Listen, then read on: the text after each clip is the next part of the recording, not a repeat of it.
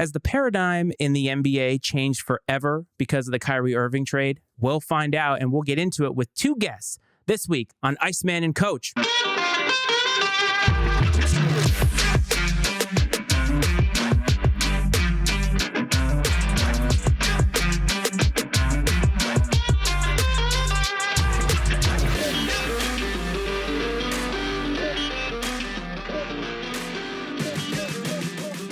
What's up, everyone? Welcome back to another episode of Iceman and Coach. We are Sans Coach this week. This is the second week he will be out. Don't worry, though. He will return next week. I have brought in two guests this week, but before we get into that, I want to shout out the Bradley Braves basketball team. Coach was at the game last night. They took home the Missouri Valley regular season conference title. He was very, very excited, was able to storm the field, storm the court, whatever. And he was a very, very happy man. So we'll be able to talk about that next week. However, this week, I want to get into the NBA. Now, since we've brought back Iceman and Coach, we've not really gotten into the NBA too often. And whenever I need some help, I always bring in the ringers. So I'm going to bring back Clev, who you've seen before, host of Political Football, and a newcomer to Iceman and Coach, PhD in basketball, Mr. Matt Humphreys. Gentlemen, welcome to Iceman and Coach this week. Yo, what's going on? Not too much. So you live in the great state of Florida with the great Governor Ron DeSantis. I know you're a very big fan of that. I'm sure he is a big NBA fan. He seems to be a big NIL fan. That's another episode for another time. But how you guys doing? No complaints down here. I even got a couple of chances to cross off a couple more sports bucket list items off the list since I've been back down, which has been fun. Please elaborate. Within about a week after we moved down, I had a friend of mine got some courtside seats for a Magic game. We were literally right behind the bench, like the row right behind the bench. Nice. It's great seats. They won the game, which was also always a plus. But love hearing like the banter on the court. Love hearing how much the team, like they really like each other and get along. Love hearing how they're coached, like actually getting into the huddle. It was probably one of the best sporting experiences of my life. It's awesome. Is it fair to say, though, that the Magic are kind of on the upswing in terms of their team, in terms of the franchise? It's been a while since you've been this excited. That's not a shot. I think it's a realistic observation. Tell you, it's amazing what being healthy can do, because outside of like the brutal schedule that they had, is I think 8 of their first 10 games were on the road this year, which is not good for any team, much less one that's young. But ever since I think it was like the first or second week in December, Magic are 20-16, which is like actually respectable. And they're like playing well. Like they've been fun to watch play. They're learning how to win. They're growing every game. They're solidifying rotations, and knock on some kind of wood, they're staying healthy.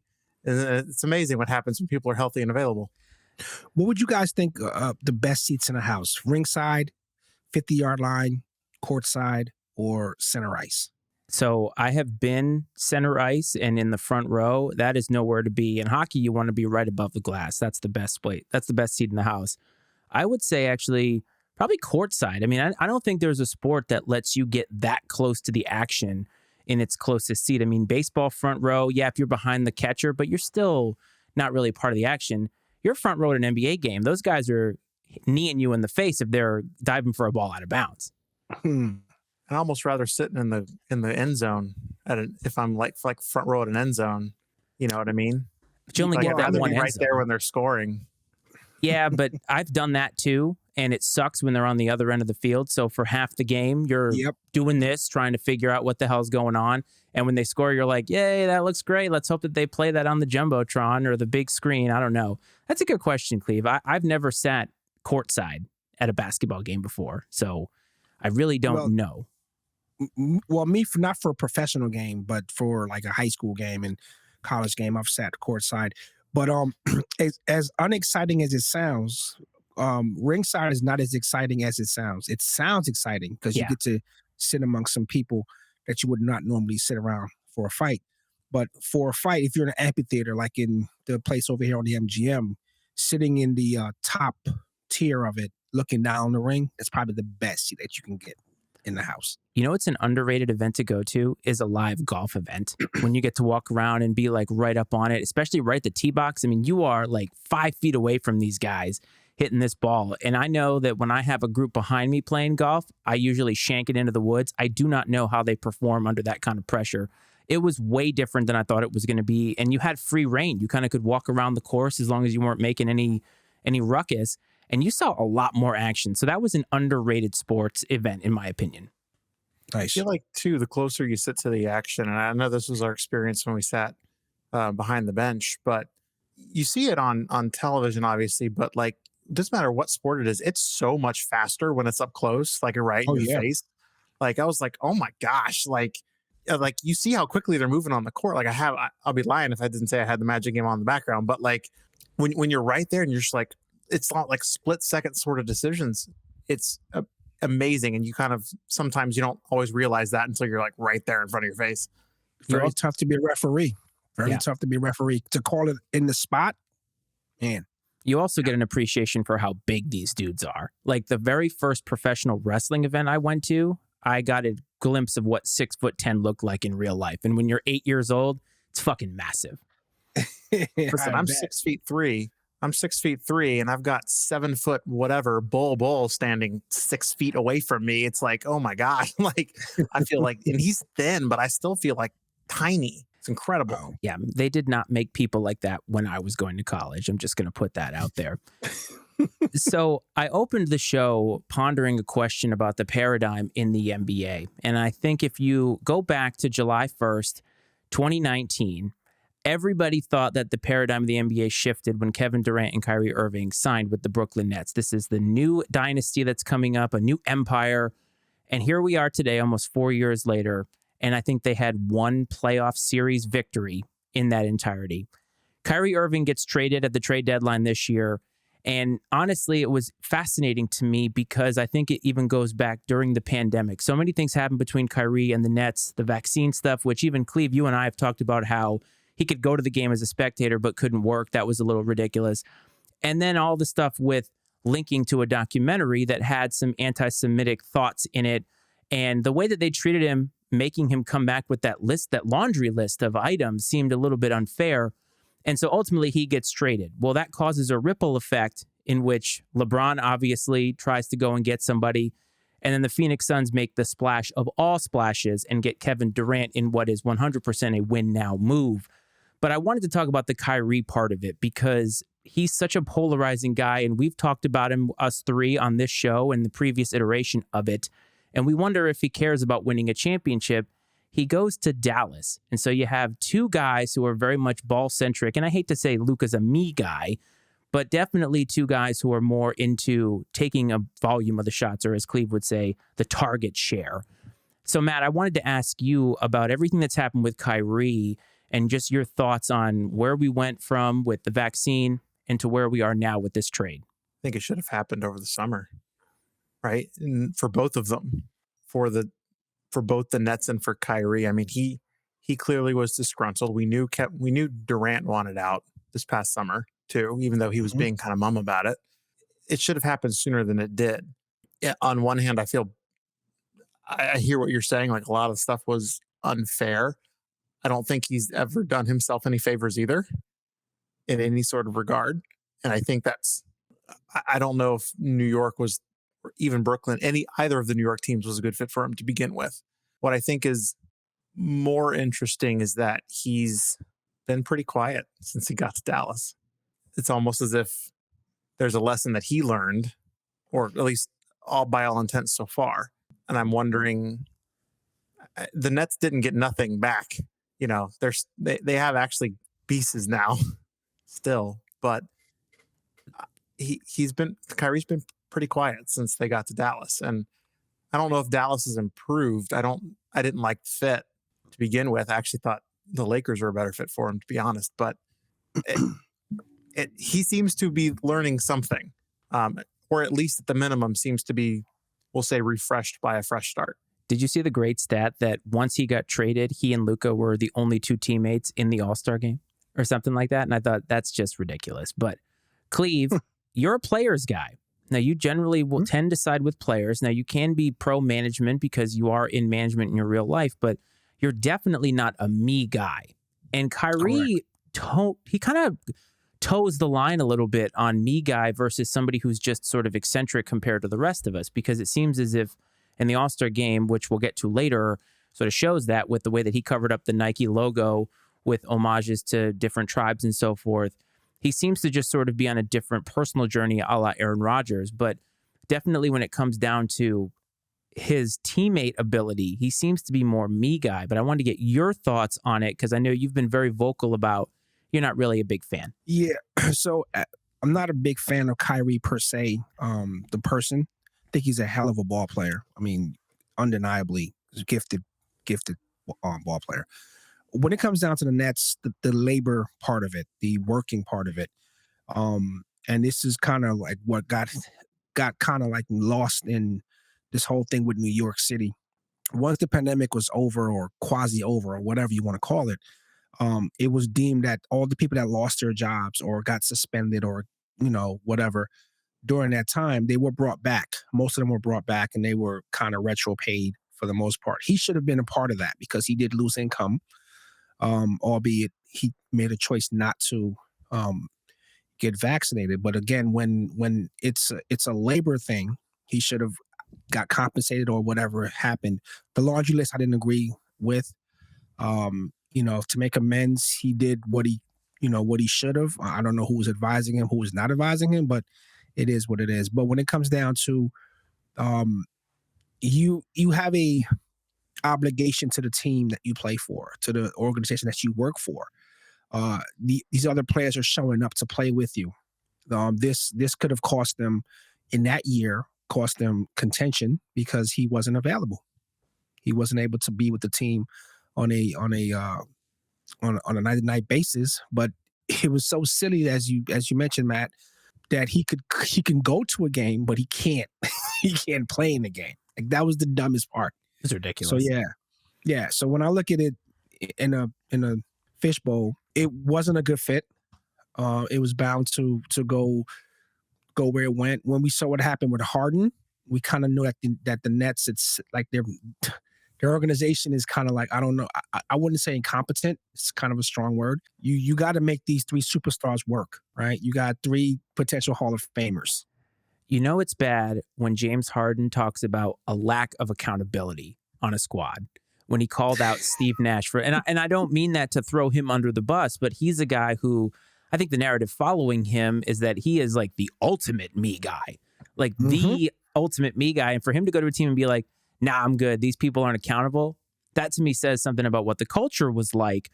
But what I want to take is this moment and look at what happened, because the domino effect was ridiculous. Because Matt, you said that the Lakers were a good fit.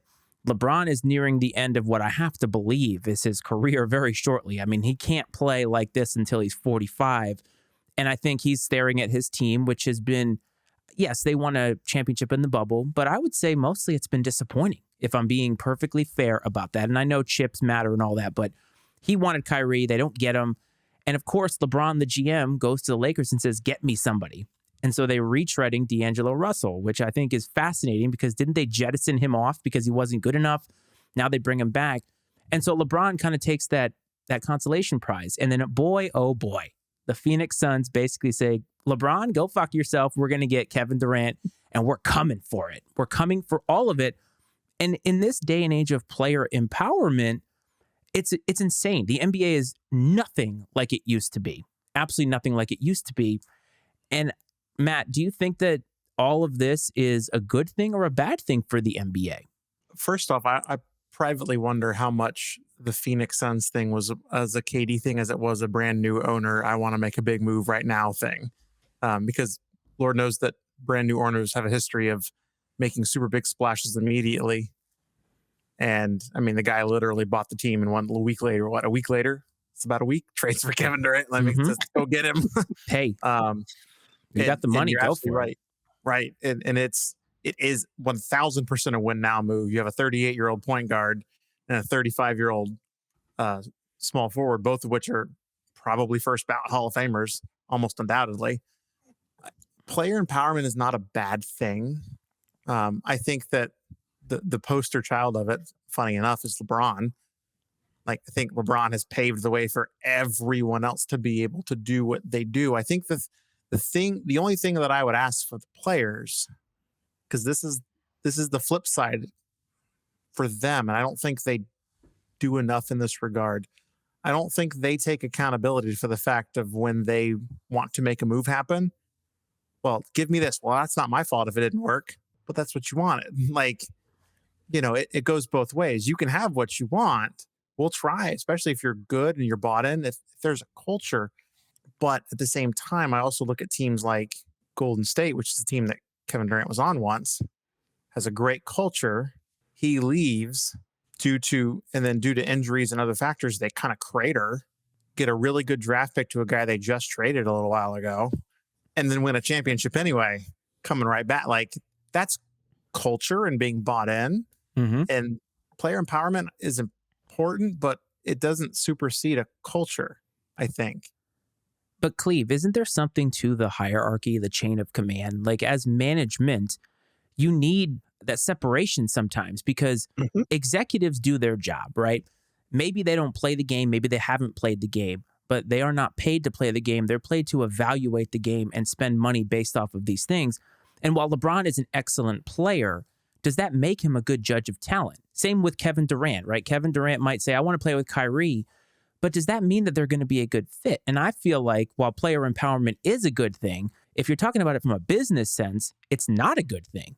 Because these franchises, if you think about the guys who have been there that have said, I want this guy, and this guy, how many of them have actually won the championship? Not many. When you let the inmates run the asylum, probably a bad choice of words to go with that there with this new climate. So you're already dealing with a dynamic on the team. Your coaches have to kind of, work with the chemistry that is created from who they have. You bring in another guy or two more guys, you disrupt the power. Now, this player, I'm not going to pick on LeBron, but any player that has enough star power is getting his friends in or getting guys he feels he can play with because he played AAU ball with or he played, whatever tournaments with, whatever. So they kind of make it a 3-man squad versus the other players that are on that team. So we're catering to a 3-person squad versus playing with everyone that's on that team. When we're bringing our 6-man, 7th-man, 8th-man in to play with the ones, how does that work? Because everyone has to get their touches. There's only one ball, but everyone has to get their touches. So I look at it as like, okay, now we went from appeasing one superstar. Now we have to appease 3 superstars. I saw on Twitter a lot of people saying there's no way that the Suns aren't the favorite to win the title. Sure, on paper, but paper doesn't win you anything. I think team chemistry does mean something. And you're bringing in Kevin Durant this late in the season, right? Like, the Phoenix Suns have been to the finals. They imploded last year, I believe, against the Dallas Mavericks, right? And they're trying to win now because, as Matt pointed out, they're there. They're on the cusp. They're so very close. But just because you bring Durant in doesn't mean Durant is going to buy into, hey, maybe if I take a step back, this team is going to win. Maybe he will. But to me, Kevin Durant has tried to, at every turn, prove that he's the greatest player of this generation, and he gets butthurt on Twitter every time somebody suggests something different. And so you're bringing him into this team with a guy, Chris Paul, who is a veteran. Like, that guy is so well respected around the NBA. And does Kevin Durant think he's going to come in and play second fiddle to that? That part is the big question for me. And while, yeah, maybe it's a great move from a new owner, does it make a lot of sense and does it translate to the championship? Because if they don't win a championship, they're shit out of luck. I think he's the ultimate mercenary when it comes to, of all the players that we can talk about. I think he's just the kind of person that would just come in to get his ring and then get out. He proved it when he went from Oklahoma City to the Bay. And when things didn't work out, because I think it wasn't him. I think it was him and a couple other characters on that team, Draymond and some other guys kind of not making it work, where they could have won another championship with him. But obviously the chemistry got blown up. So, he parted ways, and then he pretty much did everything a teammate could do for Kyrie, defended him, stuck up for him. I mean, anything you could do to play with the guy, and it ended up not happening. So, but Matt, in addition to that, though, he's also been like the most malleable superstar when you think about it. Like, he's integrated well. I don't think that the question is, I don't think the question is he going to buy in? I think that's fine. I think the question is, can you make a midseason trade and win a title, which isn't not a common occurrence. I think the last that I really remember. I think the last one to make a big splash midseason trade and win a title was the '04 Pistons when they got Rasheed Wallace midseason. And they still only averaged 78 points a game. As everyone did then. But like, I mean, but that was like that was a literal hand in glove fit for that team. Mm-hmm. Kevin Durant could be a hand in glove fit for that team, but just statistically speaking, the odds aren't in their favor in that regard, because that's not a common thing that you make a big splash mid-season trade deadline and now you're winning a title. But isn't that different though? Because 2004, Sheed isn't Kevin Durant. He's not the best player in the league, and you're trying to capitalize on what is almost the best player in the league. I mean, he's a guy who you're like, oh, maybe we're this piece away, and we go out and get the right guy. Like, you go out and get Kevin Durant, it's not like, yeah, we're just this little nice complimentary piece away. Like, you're going out and getting the guy. True, but you got to remember, Sheed was the guy where he came from. Yeah, where he came from. But for that team, I'm saying, is they needed what he brought to the table. You made trades that way. The Phoenix Suns have a lot of great pieces, and bringing in Kevin Durant is like the Bucks bringing in Tom Brady and saying, yeah, we were just a Tom Brady away. Yeah, that's a good point. That's a very good point. I mean, just the way I see it. And I just think it's so fascinating because I'm not somebody who pays attention to NBA trade deadline day, because most of the time they're trading for cap space 3 years down the road, and you're getting rid of all these albatross contracts and stuff. And then it was like boom, boom, boom throughout the entire day.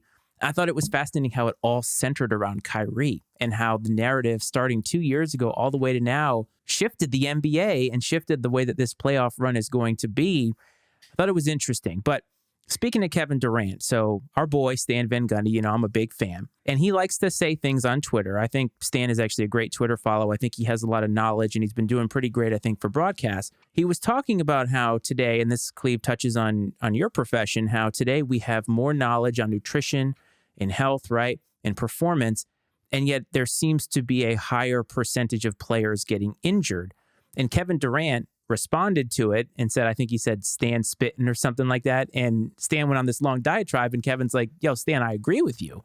So Cleve, in today's era of load management, where you've got all of your star players, and you can thank Greg Popovich for this, but sitting out, trying to save themselves for the playoffs, and yet we have more injuries. And do you think that load management is really working, I guess? Putting my trainer hat on, the thing about load management, and this starts now when these guys are playing AAU ball and when they're younger, because we're starting to see injuries, a lot of injuries in younger athletes that they don't get until like they're older, because they're playing so much volume basketball. The amount of tournaments that these kids play, in high school and in college, and then you got G League stuff and stuff like that. So it's a lot of basketball on them. Basically not, and then for every guy who's doing like a LeBron thing with spending $2 million a year on your wellness package, a lot of guys don't have that kind of wallet to do that. Janice obviously plays a part in it, and the lifestyle that you live outside of basketball, like if you're a heavy drinker, if you party a lot, if you're not getting rest, all that stuff is encompassing. But keeping in the training realm, some of these guys, I could probably guarantee, are not prehabbing anything. Like, they're not doing the stuff that you do to keep your body well tuned in the off season. Where these guys, it's like boxing, where these guys would walk around heavier in the off season, and unless they're playing some basketball like overseas or whatever, or they're playing some kind of tournament somewhere in France or whatever it is. So they're not giving themselves enough time to rest, and they're pushing harder, because again, like every sport, it's a win now league. It's like championship or bust, which kind of like why you're in the game in the first place. Championships don't matter, Cleve. You know that.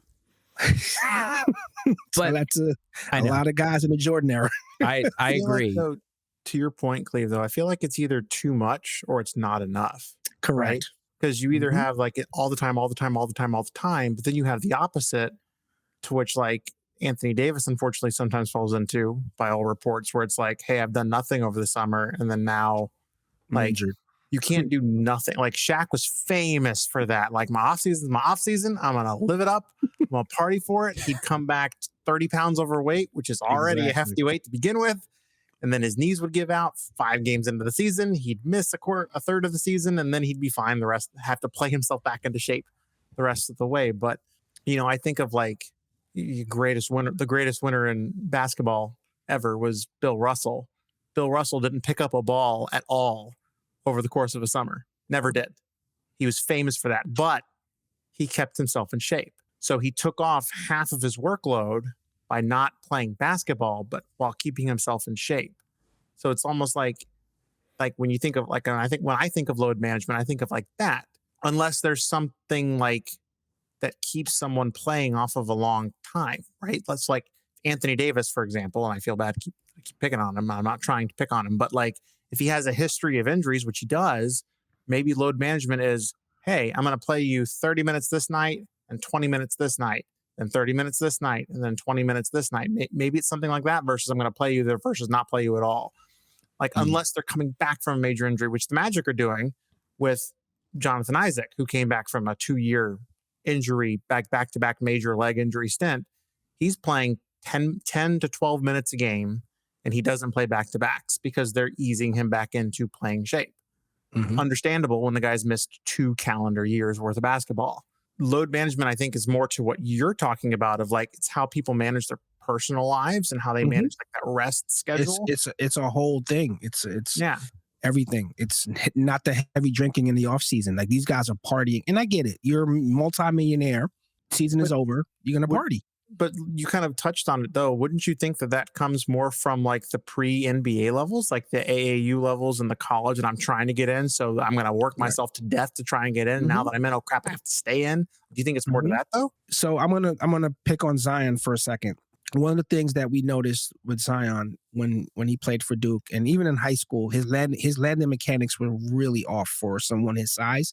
The way he would explode up and then he would land, you're like, that's a knee being blown waiting to happen, or ankle getting blown waiting to happen. Just the way he moves, right? Teaching those biomechanics of how you work in your own body is what I'm talking about, because he's played a lot of basketball. Like all these camps, all these tryouts, all these, tournaments that these guys might get into, because for every guy, there's a guy that's traveling, that's crisscrossing the country just to get a thing. I think of this kid that won the dunk contest. Like, he's a perfect example.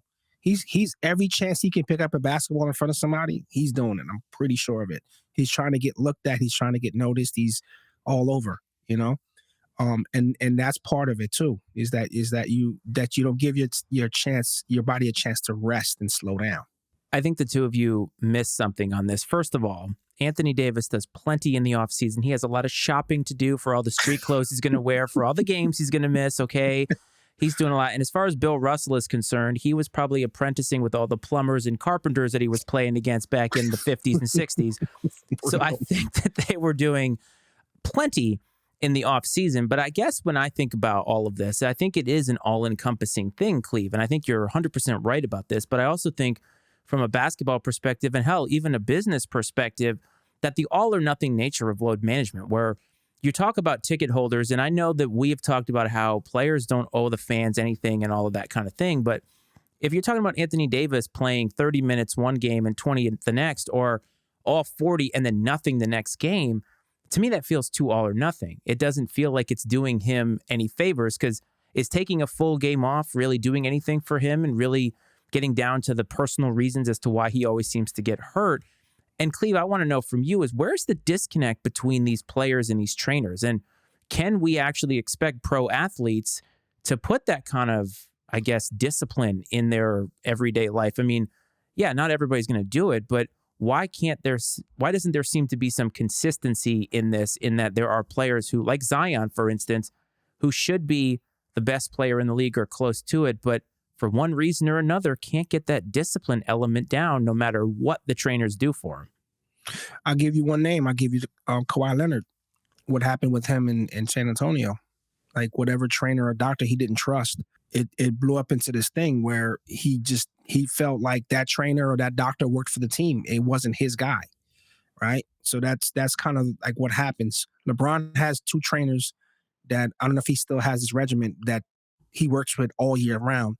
One guy is pretty much the off season, getting him ready, and then the other guy is in season, right? And they work in tandem with a team, because I think Kobe had this type of setup too, where they had their nutritionist talking to their trainer, and their trainer talking to their masseuse, and the masseuse talking to the chef, and everyone's talking to each other. I love that. Trying to keep these guys, keep these, because how many Ferraris are you going to buy? So if you can spend that time into longevity for your career, why not do that? So I think it's a level of trust, because a trainer, you and I train, we've been training for the last few years.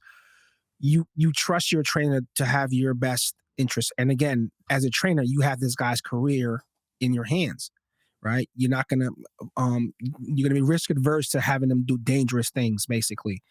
Some of these guys are doing things that may put them in jeopardy with their trainer. Like they might go rock climbing and take a fall. Like again, you're a world-class athlete, but you're playing basketball. I just think the disconnect comes down to that's not my guy.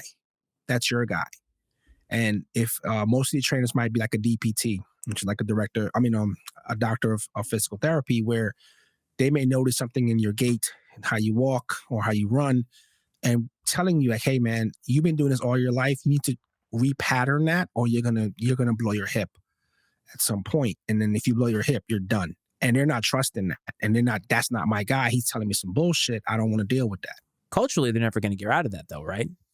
No, it's as an athlete, you have to have that. And the three of us have played sports. You don't want to be told you can't do something.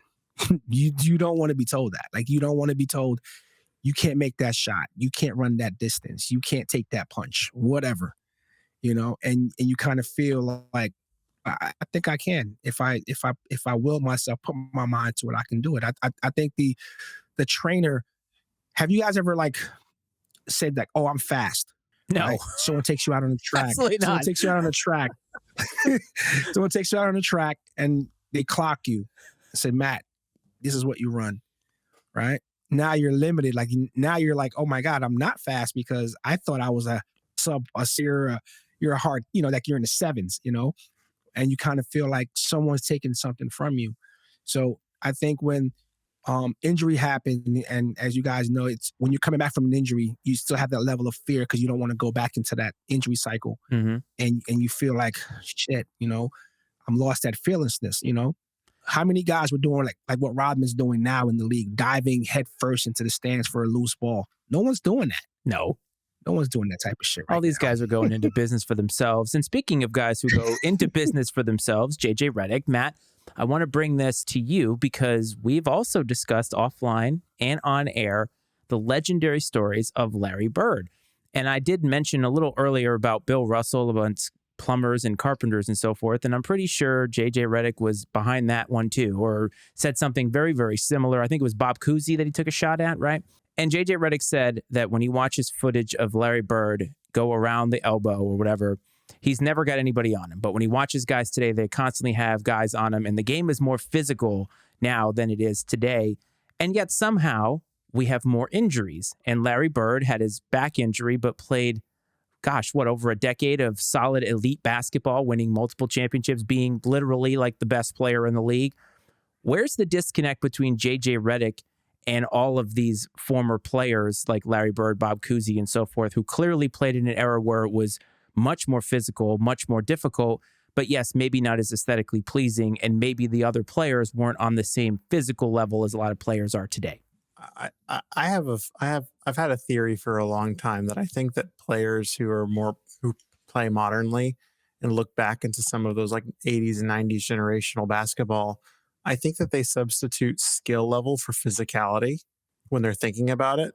Because like, if you look at like skill level, man 1 through man 15 on a roster today, I think there's by and large a higher skill level in today's game than there was back then. I mean, shooting percentages alone dictate that, regardless of the fact that you're not allowed to play defense at all, like anymore, which is why everyone's going off for 70 a la Damian Lillard last night. No championships. But right. But like from a physicality standpoint, those people who didn't have skill back in the 80s were the people that would knock the lights out of you when you come off of a screen. Like Like, why was Larry Bird so open? Because one of his teammates destroyed someone on a screen, left him on the ground. So Larry Bird's wide the hell open.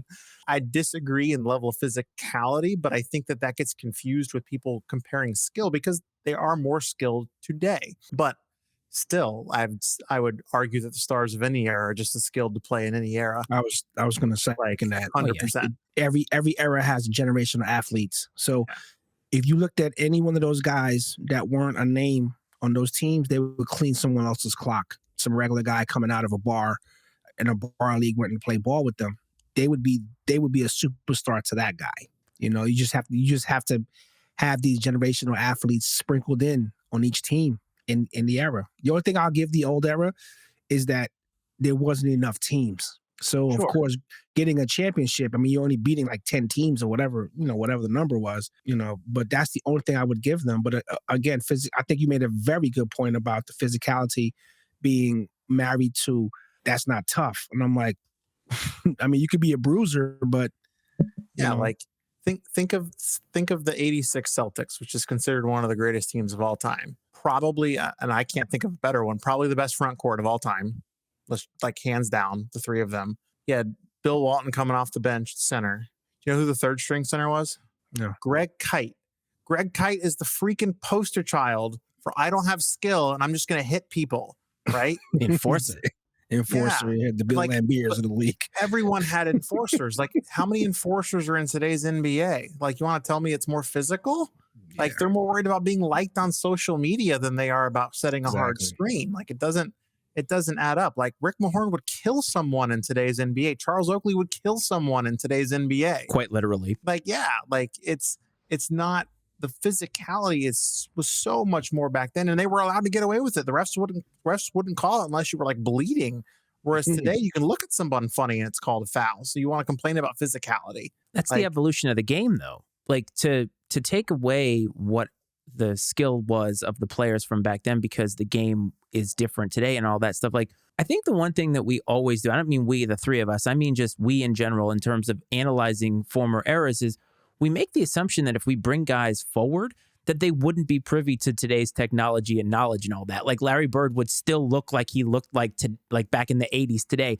If Larry Bird came into the league and had everything that was at his disposal with all of that talent, Jesus Christ, would he be ridiculous today? Like, we wouldn't be talking about Steph Curry. We wouldn't be talking about Damian Lillard being the best shooter in the league. It would hands down be Larry Bird because he'd be throwing up 50 burgers every friggin' night. And to kind of tie the two topics together, wouldn't you say there might be a correlation to the lack of physicality and the increase in injuries?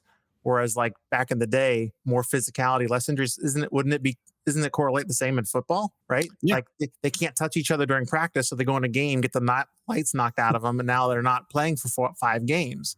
I'm not as privy to football pre like 2000 as like you might be, but like I would imagine that there's less. I mean, long-term injuries is a different thing when it comes to football, like head injuries and head trauma and things like that. Like that's not a joke, but like I don't know. I feel like there's a correlation with the less physical you're allowed to be in a game. Today, you can't do anything in the NBA, whereas back then you could. They played through all that because they were used to that and they were conditioned to that physicality. So they built themselves up to resist that versus today, we're not allowed to have that. And so if they get hit, they get hurt. The only sport that I can think of that uses the word load management is basketball. People talk about the propensity of games they play, but baseball plays double that. And you can still see your favorite ball player, most of the time. Yeah. I mean, to be fair, they're just running around a little diamond and not running back and forth on a court, doing all that stuff. But Cleve, in football and basketball, though, there are more non-contact injuries, I think, than there ever has been. And that part of it is fascinating. Like tearing your ACL used to be a death sentence. And now it seems like we got a guy every single week in the NFL tearing his ACL. And they come back and they have a whole new career. Yeah. But that's what I spoke to earlier about the prehab stuff. You guys know what rehab is, the audience, but prehab is doing these movements. They call them CARs. Doing these movements to the point of nauseum, where your body gets to kind of simulate being in a certain position. So when your body, because there's no script of how you're going to run and take a an elbow, whatever it is. It just happens. But if you're moving the right way, your body gets used to moving the right way to absorb that. So it's the prehab stuff. It's the massages and all the other things in the off season. Like should be swimming and doing other off cuff stuff other than just playing basketball. Like that's not training. Oh, I'm just gonna play a pickup game in the off season. No, you do rowing. You need to do some running, swimming, whatever else. We all three of us love to talk about eras and kind of tying all of these topics together. Let's talk about LeBron, because LeBron is probably at this point the most famous person to be compared to other eras because of the Michael Jordan debate. And he did something truly incredible a couple weeks ago, and he broke, I believe, the all-time scoring record, Kareem's all-time scoring record, and cue up all the people like Stephen A. and Skip Bayless about whether he's better than Michael Jordan and all that stuff. And I want to bring that here because I feel like this is another one of those debates where recency bias seems to creep in to a lot of people, because I think if you're comparing LeBron and Michael Jordan, it's almost apples to oranges. But I wanted to open the floor to both of you, and you can decide who goes first, about what LeBron's career looks like and how much of that GM LeBron affects his legacy compared to, say, a guy like Michael Jordan. To credit LeBron's greatness, obviously, doesn't matter who breaks the scoring record. That's not a small feat to break, which kudos to him for that. What I think LeBron has done better than any other basketball player who's ever played is being able to play at the level he plays at, even still today, for as long as he has, is unmatched. To his credit, that is unmatched. With that being said, I think that where he gets killed, when comparing personality types of players, even, I don't think he's ever had the same killer instinct as like a Jordan. I don't think he's had it as like even Bird. We were talking about Bird a moment ago. Like, I think Larry Bird would kill somebody before LeBron would. Even guys like Magic Johnson, like I don't even know if he would be like a top 5, I'm going to kill you kind of player, as far as like, I'm going to win this game at all costs. Like if you had to pick one player to win a game for all the marbles, are you picking LeBron James? I'm not. Like, if I'm picking a player to build 20 years of a career on, of success, it's hard to bet against that. But one game for all the marbles, I would take Kobe before I would take him. Mm-hmm. Like, people with that killer mindset, like, he's never had it. He will always make the correct basketball play, but it's like, cool. I'm glad that Damon Jones is wide open in the corner. Take the damn shot, LeBron. Like, just take it. Yeah. Was Like, that his first ever shot in the NBA? Like, if you're dishing off to a wide open Dwayne Wade versus like Hurd, I got you, man. Like, make that pass. But like, you're making a pass to who? Like, yeah. Take the shot. Yeah, and there's a reason LeBron is the highest played player on the team. Just saying. Yeah. But I think that the GM LeBron is, or Le GM, as he's affectionately known as, It's pretty good. I think that has hindered what could have been his overall success. Like, kudos to him for getting to championships 8 times. How many players did Michael Jordan woo to the Chicago Bulls? How many players did Michael Jordan have an input on the Chicago Bulls? He didn't care. He just made sure he was ready to go, and that whatever he was surrounded by was going to be as best ready to go as possible. And someone else, who granted he didn't like very much, put that team together and deserves a lot of credit for putting that team to get those teams together and continually retooling them. Even you're like, you know what? Bill Cartwright's 100. Let's see if we can go find somebody else.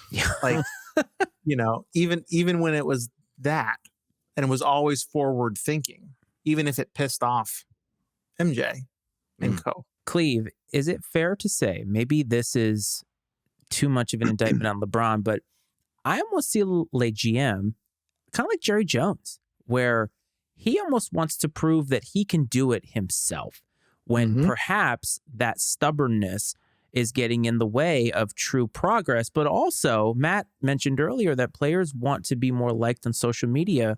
The list of other ventures that LeBron is a part of is so vast compared to his basketball career. When all is said and done, I would say probably his basketball revenue and profit will be less than some of his other ventures. And players back then didn't have all that. I know Michael Jordan has Jordan Brand and all that stuff, but that wasn't widespread across the league. I mean, LeBron, isn't he trying to get like an Oscar to be like Kobe, right? All that kind of stuff. And while championships matter, though, does LeBron really care about basketball in the same singular way that players had to, like Michael Jordan back in the day? Is that unfair to say that? I don't know. That marries to the point of what the professor just said. The killer win it all or nothing while I'm out here gladiator mentality, he doesn't have. And he has what you're talking about. Basketball to him is a conduit of everything that he is. It's giving him the opportunity to be in certain orbits, right? When other guys felt like, Michael Jordan felt like, if I didn't win, they don't love me. I gotta win. I gotta be like every celebrity that has a Jordan story, like how Mike Tyson has his stories when people hang out with Mike. They talk about his everything is a contest for him. Playing cards on the plane, like he's gotta win. Playing checkers, this fucking guy's gotta win. He never turns it off. And that might be going back to Tom Brady, being where he was picked, having that massive chip on your shoulder. Jordan getting cut in high school and waited to his Hall of Fame speech to take a giant crap over everyone that was ever involved in him being who he is. But going down, I guess the original question when you asked Matt, to me, incredible feat. The scoring title. I never thought it would be done in this lifetime because it just felt like so far away. But again, Jordan didn't play as long, but has more accolades in a shorter time. It's what I say about O.J. Simpson being the original 2,000-yard rusher because he did it in 4 lesser games than most people have. So I just look at it as that. Scoring titles doesn't make you the greatest player ever. It just meant you can score. There's also a lot of not awkwardness with him and Anthony Davis and them celebrating LeBron, but then the team losing, and the Lakers have been middling in mediocrities. No, and again, we've all been teammates of something, and it's just like, it's a moment. He has his moment. They stop the game, and it is what it is. But then does he play like the next night? No. He's like, so you had enough to get the 38 for tonight, but tomorrow, no, we need you tomorrow night because we're still trying to win. We're still trying to win our conference. He does that thing that you do. I did my part, folks. Just broke this all-time scoring record. But I will say, I thought that Kareem was extremely graceful in all of that. And that shows just players aren't built that way anymore. And I thought it was amazing, the article that he was attributed to, that I believe he wrote, just talking about passing the torch and having that. And for Kareem to still be alive, even to witness this, right? Like, it's amazing to have those two players involved, but I was just impressed. But again, Kareem has more championships than him, right? I agree. Is that right? Okay. More MVPs. Oh, more MVPs. I totally agree, but I'm saying, like, for Kareem to just sort of graciously pass it to him and let LeBron have that moment, Michael Jordan wouldn't have even shown up. You're probably right. True. No fucking way. There's just no way. Also, Cleve, you said if I don't play well, they're not going to love me. If they don't love me, I'm fucking coming for him. That's Michael Jordan. Exactly. And Kareem also didn't care if he was loved as a player. No. And he was notoriously like anti against the media because he felt that they were biased in writing some sort of narrative. Yeah. Yep. Let's also not forget that Kareem played 3 years of college in which he took a dump all over everyone in the NCAA for 3 years. And if he'd come out early, he probably would have had about another 6,000 points. So like no dunking rule, right? It was like he couldn't dunk. They made because of him. That's because of him. You can't dunk for 3 years. You can't dunk in this in this. And again, like, credit to LeBron for his longevity and playing at a higher level at this point in his career than anyone else probably has. But, that also ties in a little bit to the player empowerment too, of like, it's great that you're doing all this stuff, but it's like you're getting everything you want. But when you don't win, it's not your fault. Mm-hmm. Exactly. Right. That's exactly the point. Exactly the point. That's what a guy like MJ can dodge, because MJ never said, hey, I want this guy on my team, and then didn't make it work. But MJ just never didn't make it work. So they let Dennis Rodman go off on weekend benders in Vegas and then come back and he had like a 28 rebound game or some shit like that, right? And win a game. Like Michael Jordan wasn't the guy who wasn't going to be accountable, right? He wasn't that guy. And even at the end of The Last Dance, one of the goosebump moments, the entire thing, when he's like, if you don't want to play that way, don't play that way. And he got like emotional. He had to cut it off because he's actually like crying about how competitive he is and how hard he is on his teammates. I feel like LeBron is hard on his teammates when they don't make him look good. I think you're 100% right. I think it's like I said, basketball is not his identity. It's something that he does.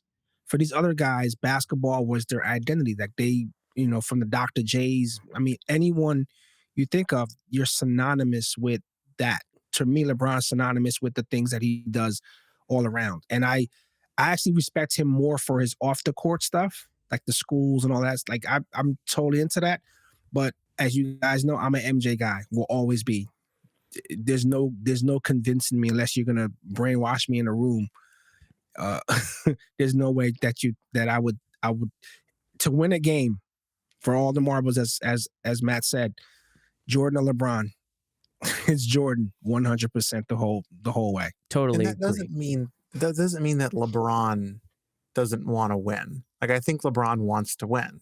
I think LeBron accepts a loss better than MJ does. Oh yeah.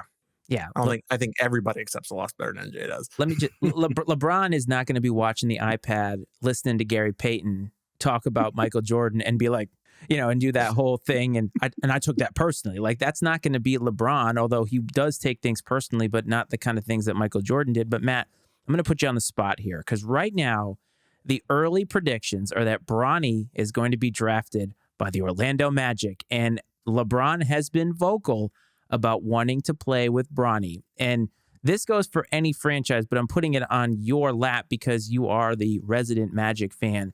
But would you sign up for that with the hope of a championship, or would you rather them be mediocre and not even deal with it? If Bronny was 3 years older and we had this conversation 3 years ago, I might have a different answer. But like today, that's an absolutely not just for the sake that the Magic are actually in a positive trajectory with a positive core for the first time in I don't know how long. I don't want that on my team. At best, I may be getting one title, which granted is one more than the Magic have. I'm very aware of that.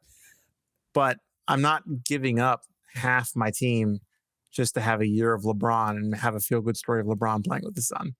Maybe if Bronny gets drafted by, and I'm going to spitball here, Charlotte, which would be hilarious. Oh, yeah. Not just having Jordan or LeBron play for Jordan, but like if something like that. Jeez. But I would not want that. I would not trade for that unless I literally had no future. Michael Jordan would draft Bronny just so that possibility had to go over LeBron's mind to be like, you might have to play for me. Imagine that. That is brutal stuff. So, Matt, I just want to put you on the spot there. But before we get to the last segment, I want to bring up the All-Star game because this is just an outsider's opinion. Anything happening in Utah is an unmitigated disaster. And I thought that having the All-Star game in Utah, the Jazz obviously had a great run, the Jerry Sloan years and all that. And there's nothing wrong with celebrating the basketball elements of it. But in today's society, bringing back certain people that have problematic, and that's using this term lightly, issues from their past, I felt like the NBA just completely forgot or intentionally decided to ignore bringing back Karl Malone for all of these festivities and making him a big focal part of it. And he impregnated a 13-year-old when he was in college. And then all of this comes back up because this is what happened. And Karl Malone's like, yeah, I'm not talking about that. I thought the whole thing was completely tone deaf. And to be capped off, the cherry on top, the game sucked. Most of the players didn't seem like they wanted to be there. Some white guy from Georgetown won the dunk contest. Where are we? First of all, the Karl Malone thing is kind of disturbing on its ear. And that kid actually played in the NFL. He played for the Ravens. And the Eagles, I think. Yeah, something like that. It's just, I mean, I don't know what they were supposed to do because it happened so long ago. But the optics, being that guy in the room, I'm like, I don't know if we should. I mean, we have a lot of other players that we could bring in that were just as magical. But I don't know if we can bring this guy in because in this day and age, with this cancel culture and all this stuff that goes on, this is probably not what we want to do. And I just think someone didn't read the room. Let's also not forget that one of Karl Malone's children has more championships than he does. Woo! Damn. Man, Matt, I mean, God, that just totally derailed this whole thing. Karl Malone, there's the bus, just sit under it, and Matt's going to run you over, back up, because that's what just happened with that. Woo! I agree with you, Cleve. I agree with all of that. And it's not that they wouldn't have done, it would have been an improvement, but it wouldn't have been like a drastic improvement if they had brought in like Stockton, for example, who's also said some pretty polarizing stuff here in the last couple of years. He was there too, by the way.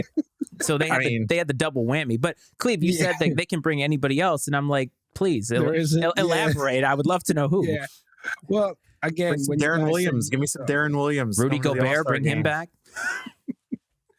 No, but I don't know how they picked the locales for this thing, but obviously, having in a cold weather city, I think one of the places had like a sneaker shop in like an ice palace. It did. I was like, it was like 28 degrees inside the store. Like, what? But you're having it in quite literally one of the most conservative cities in the entire country, to the point where you're having all these people go there, rowdy fans. And I don't know. I just felt like it was a weird experience altogether. And to me, even though Adam Silver is probably the best commissioner in sports, it just proves that all-star games, they need to go. Like, they're just not relevant anymore. And I agree with that. The thing about, versus the NFL, the NFL has their after the season. This is in mid-season, just like baseball and hockey, which in mid-season, how hard are these guys going to play in a all-star game when they, literally a week later, going back to like their regular schedule games? I think the problem is that they complain about not making the All-Star game, and then they go and they show up and it's like they don't care. And it's like, well, you can't on one hand complain, right? And then just phone it in. Well, the fans are voting in the most popular players, right? Sort of. I don't know. I don't know if they're really hard checking these numbers that guys are having. Some guys are obviously coming in on merit, and then some guys are coming in as just like, oh, this guy has 1 million people on social media, and he has he's a stylish guy, whatever it is. Like I said, the kid for the dunk contest, they brought in someone not only that no one's never heard of. Technically, I mean, he's trying to get somewhere, but no superstar wanted to do it. They never do. That's LeBron's fault. Yes. I'm going to hold that one to LeBron. Yes, that's right. He's the one that killed it. Very lackluster. He's the one that killed it. That's a YouTube short waiting to happen right there. Right. But of course, nobody wants to play in the All-Star game. I mean, we just spent half an hour talking about load management. You're going to not play the 4 games leading up to the All-Star break, and now you're going to go play in the All-Star break and hope you don't sprain your ankle. Like, of course, nobody's going to do that. And of course, it's going to be in a place where I would bet if you polled most of the NBA players and you said, what are your least favorite places to play? Utah would be top 3, almost unequivocally across the board, unless you have to play in Utah because that's the team you're on. It's so like, I didn't watch the All-Star game. I haven't watched an All-Star game in a couple of years because there's no point. Like, the players, there's no effort. And it's not incentivized. Like, if you incentivized it for them, then perhaps they would. But like, yeah, the fans picked 10. But with what? What would you? I mean, they're multimillionaires. Like, what would you give a guy? Strippers. Like, which are in abundance in Utah. I was going to say not in Utah, but maybe in other cities. So the NFL had a horrible All-Star weekend as well. I mean, it's, what they did. And I get it. You got to entertain the fans. But I wouldn't be so far-fetched to do away with it altogether. Just give these guys a week off. So fuck it. Yeah. Guys, take care of yourselves, whatever, and we'll come back. But I didn't watch the game. Even the highlights, I'm like, I can't even watch some of this. Like, people weren't even going by. And the last All-Star weekend I watched was literally the Vince Carter, like that dunk con. What was that, 2000? My goodness, Cleve. It's been that long? Yeah. Yeah. I just don't, because you know what it is? It's a lack of defense. Like, guys are going to just let people blow by them, Like, so when Kobe played, obviously, Kobe was like, hey, they're keeping score. I'm fucking playing ball, right? Kobe didn't give a shit. Kobe's like, I'm playing ball. Like, we're out here. People are watching.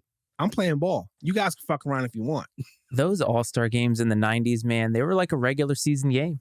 They were not messing around, okay? Like, and that's in all other sports too, baseball included, where players actually played. And maybe it's just speaking to the change in personalities and the way that we value, like you said, load management and other things. But I don't know. Maybe I'm getting older. I did just turn 40 last week. And it's like, man, what changed so quickly? I remember loving all-star games because it felt like the players thought that it mattered and therefore it mattered to the fans. And I watched the highlights and thought, nobody gives a crap. Nobody gives a crap. And so I guess if you're going to have something where nobody gives a crap, have it in a place that nobody gives a crap about. Sorry, Salt Lake City, but have it in a place like Utah because why not, right? Like just make the most boring game in the most boring place and make it the most boring weekend of all time. But you know what, guys? We're getting close to the end. And I think we need to bring it back a little bit. We've been kind of negative, talking about Karl Malone, taking a shit all over Anthony Davis. And we're going to go into a segment that we call Of the Week or OTW. But I do have something that I have for you.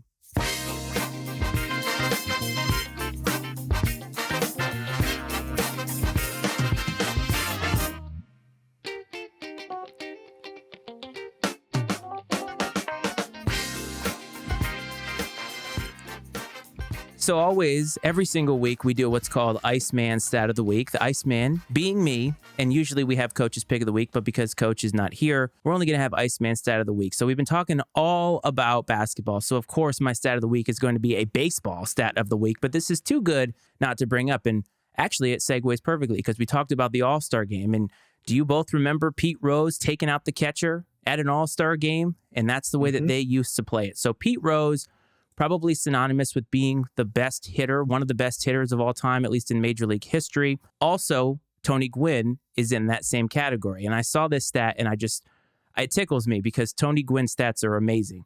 So if Pete Rose made a return to baseball and had 750 at-bats and got a hit in all 750 of those at-bats, Tony Gwynn would still have a higher career batting average than Pete Rose. That tells you how great Tony Gwynn was, to the point also that I believe he had 19 seasons where combined he struck out less than some guys do in one season now. Wow. Yeah, Tony Gwynn was amazing. So there you go. A little stat of the week that I couldn't pass up. I wanted to find a Larry Bird stat. I'm sure there's plenty of them, but this one just really tickled my fancy. So guys, we have come to the end of the episode. I thought a very great episode, bantering back and forth about all things NBA. I mean, we're pushing toward the playoffs now. Gosh, Matt, play-in tournament might be in play, no pun intended, for the Orlando Magic right now. So we may have to return to you as we get closer to that. We're definitely going to do a live look-in when the Magic take Bronny so we can see your reaction. And I think that would be great. So we'll have to pencil that in for 2024. But Clev, to you and then to Matt, do you both have any parting thoughts? Most of our conversation in the second part of the show centered around load management. And if this ever gets to any player of any sport, obviously basketball, there is something to be said about taking yourself or taking a family member or your kid to a game. It might be your only game that you're gonna get to go to. You might have to scrape because tickets aren't cheap, and you're sitting out because you just don't feel like playing. If you are really injured and you can't play, I get it, or you're hurting, I get it, because it's demanding sport. But if you're just going to sit out because you just don't feel like playing because your opponent is Utah, no offense, and you know what, I'm not going to play tonight. But then someone drove 150 miles in the freezing cold with their kid. They come in and the team that's fielded is not the live that you want to see. It's fucked up. Kobe said it best. Kobe's like, they're watching. Fans are here to see me play, man. He had a dislocated finger and he popped it back in and played the game because he felt like, the fans paid money to see me play. I'm playing. Enough said. I was wondering where you're going to go with that. And then I thought you were going to say, but my opinion is not those of the Matty Ice Media Network, but instead you went, think about the kids. I didn't actually expect you to go that route. Yeah, nah. It just, I'm trying to think of anything that I've gone to and just got like a big letdown. I'm like, wow, this sucks. I believe Matt has a story. Didn't you get load managed by Greg Popovich at a Magic game? I actually didn't. Greg Popovich had me good the one time I actually got to see them in person. Damn. But I will say this, thinking about Damian Lillard's 71 the other night, literally last night, had me thinking of because there's not been a lot of 70-point games. We've had two this season. We had Lillard's last night and Donovan Mitchell's earlier in the year. There have been 13 70-point plus games in the history of the NBA since 1946 to the present. And Wow. 2 of them have occurred this year. So if you want the state of defense in the NBA and the rules regarding defense in the NBA, here you go. It should also be noted that Wilt Chamberlain holds 6 of those 13 70-plus point games. I was actually going to say, Wilt's got to have a good percentage of those. That's half almost. Just about, yeah. Windfall. Including 7 of the top 8. 6 of the top. Jesus. No, I'm sorry. 6 of the top 7. That's Wow. pretty good. Yeah. Plus, if you count the 10,000 women he allegedly banged, then he had quite the life and career in many respects. Before we get out of here, I want you to support the Pub Time Podcast. Coach will be back next week. He and Ryan are always doing fun stuff. So please check them out wherever you find your podcasts. And as always, support the Matty Ice Media Network, where you can find other podcasts like Cleve's The Manual and also Political Football. MattyIceMedia.com is the place to do that. If you are listening on Apple and Spotify, please click that follow button. Give us a couple stars. I'd actually prefer you give 1 instead of 0. Don't be that guy. Say something. And if you're watching on YouTube, like, subscribe, all that good shit. I hope that this finds everybody well and safe. Gentlemen, I want to thank you for your time. And as always, this is Iceman and Coach.